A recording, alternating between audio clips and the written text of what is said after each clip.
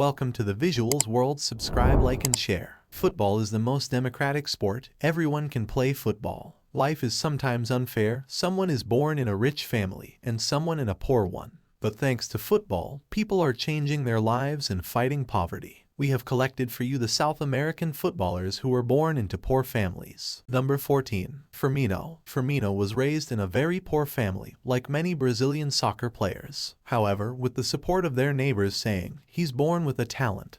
His success is a chance for us to avoid poverty and suffering. They allowed their son to play soccer on the street. After a string of spectacular displays from his Brazilian team, Germany scout identified Roberto Firmino. This made his family really proud. While he moved from his home to Germany thousands of miles, the 16-year-old was always glad. At the point when the news came, he said, "My family never needs to work anymore." His family had to accompany him to Germany. He managed to spend 4.5 campaigns in Hoffenheim after starting a football career with Figueirense in 2009. He won the Breakthrough Player Prize in the league for his 16 goals in 33 matches in 2013-14 season. He signed for the Reds in July 2015. He gained warm applause at Liverpool for his cleverness, scoring skills, and technical ability, to the extent that Jurgen Klopp refers to Firmino as the engine that facilitates the counter-attacking framework of the team. Number 13. Rivaldo. Born into favela life in Recife, the Brazil legend was so poor that he lost teeth and became bow-legged because his parents couldn't afford to feed him.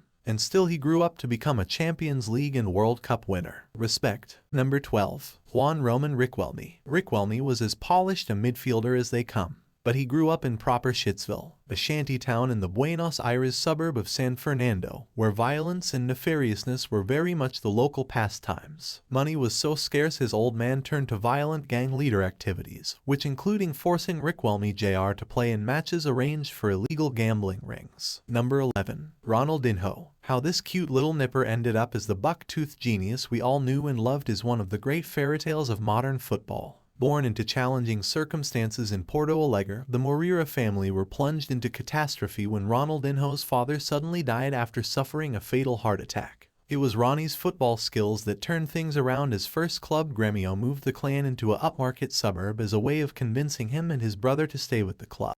Number 10. Dante. Tight spaces and unconventional surfaces are often credited for the development of future Brazilian stars, and Dante was no different from his peers. As a youth, Dante spent his time with a ball at his feet in the car park of the supermarket where his mother worked as a cashier. Despite his persistence growing up in the Federacão neighborhood of Salvador, Dante's appeals for a chance with a São Paulo or Rio de Janeiro-based club fell on deaf ears. Instead, his opportunity would arrive in the form of Matsubara, located over 1,000 miles from his home in Salvador. When Dante discovered nobody had the means to buy him a bus ticket, he took matters into his own hands, selling his video games to purchase a one-way pass to chase down his ambitions far from home. Number 9. Dani Alves. Dani Alves. His destiny was written in the stars, or on the walls of his father's home. Alves' brothers say that as a 6-year-old, the Barcelona star would go from wall to wall in the house signing his name, preparing for the day. Scores of admirers would outstretch their hands looking for his autograph. It would come, but only after hard work had been done.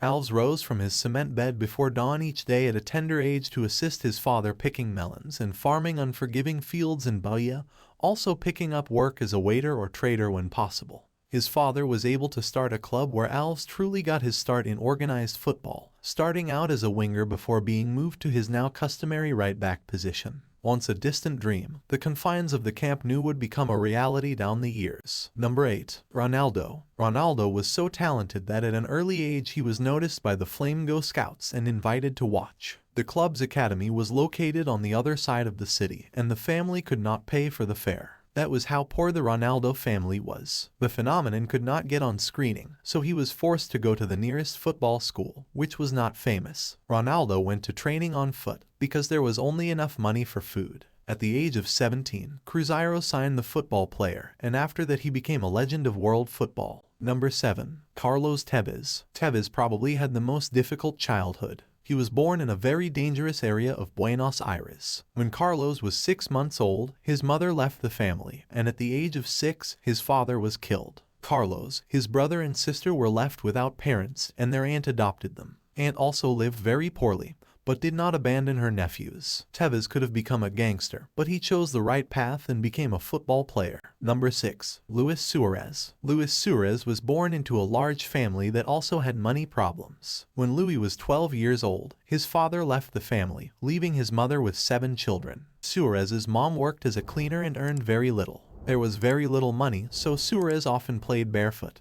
He did not have boots. But Suarez did not give up, constantly progressed and became a professional footballer. Luis is now the top scorer in Uruguay history and has won the Golden Boot 2 times. Number 5. Angel Di Maria. Angel Di Maria was born in the big Argentine city of Rosario, but the family had big money problems. Parents worked in a coal mine and earned very little. Like Robinho, Di Maria ate poorly, so he was very thin. Angel began his football career in Rosario Central, and at the age of 19, Di Maria moved to Europe. After the footballer received his first salary, he bought a new house for his parents and they quit hard work. Number 4. Robinho. Robinho was born in a poor area of the city of San Vicente. Only thanks to football, Robinho took a different path. The Robinho family lived very poorly. At one of the tournaments, Robinho showed himself very well and Peel noticed him. After that, her career began to develop. Robinho was called the second Peel. Robinho was very talented. Number 3. Alexis Sanchez. Enjoy a life of richness and glory.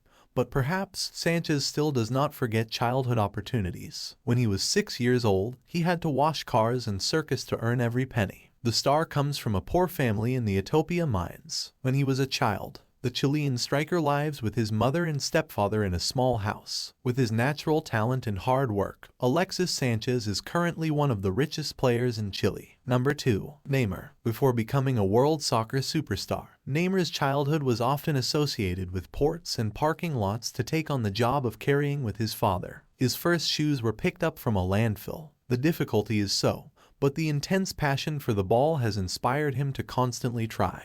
And now he is the mainstay of the Brazilian team and has the most expensive transfer value in the world, €222 million. Number 1. Lionel Messi. Lionel Messi was born in Rosario in 1987. His talent came out in 1995 when the unemployment rate in Rosario was 20%. At age 11, he was diagnosed with growth hormone gland disease and required at least £600 per month for treatment. Of course, his family could not afford it. After that, a series of clubs in Argentina rejected Messi. Only Barca was outstretched to help. At the end of 2000, he officially joined Barca Club. Nearly 20 years on, Messi has become one of the richest athletes in the world. Even though the legend has now left his beloved Barca, we all know that the world ahead of him is still very broad and bright. Please subscribe to the channel, like and share the video. And don't forget to turn on the notification bell so that you'll be among the first to know when a new video is uploaded.